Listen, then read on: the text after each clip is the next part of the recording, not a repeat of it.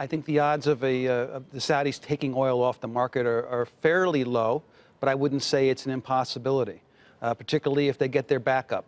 That's what we saw over the weekend. The rhetoric flew, and it flew really from Mohammed bin Salman, the Crown Prince.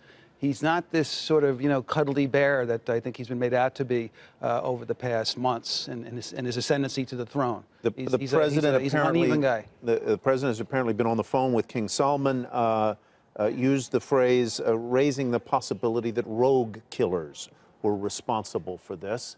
Is that ultimately, I asked Admiral Stavridis an hour or so ago, what are the odds that this whole situation that feels so crystallized right now ultimately dissipates in a fog of confusion around rogue killers who did this without the sanction of the Saudi government? It strikes me, and I think it's what's striking the oil market, is that's going to be the off-ramp, that it'll be some interrogation that just went off the rails completely. Notice the phraseology from the king, by the way, that he told the president that he had no knowledge of it.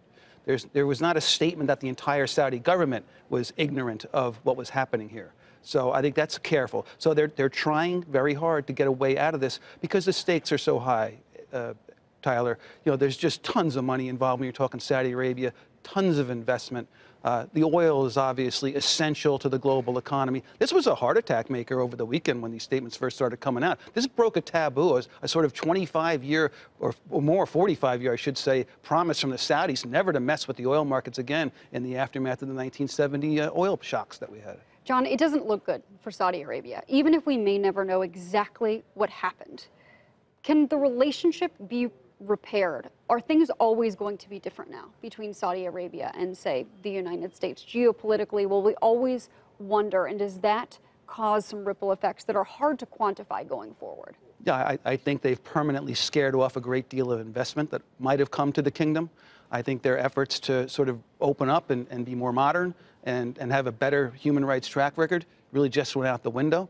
And I think it gets bad for all the world leaders when they start to talk about, these moral equivalencies of other journalists being held in other jails in other countries. I mean, none of it's right. But this was a step, really too far, a bridge too far.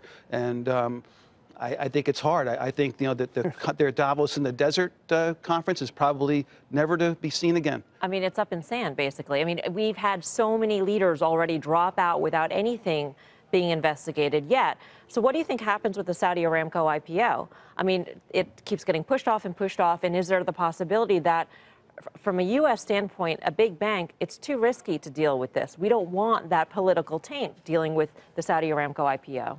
I've been a non-believer from the beginning that thing would ever list, because, again, partly because of disclosure issues. There is a lot of patronage that goes on still via Saudi Aramco. And I don't know how they would possibly explain that sufficiently in an S1 public filing. Patronage meaning bribery. Bribery, or just sort of, you have an interest in that oil well, or this Crown Prince has an interest in that sector. Just too much of that going on for them ever to pass muster. And the MBS, Mohammed bin Salman, really thought that President Trump could ease the listing rules for Saudi Aramco. I mean, there's just a lot of misplaced understanding about how things really work here in the Western. 2 weeks from now,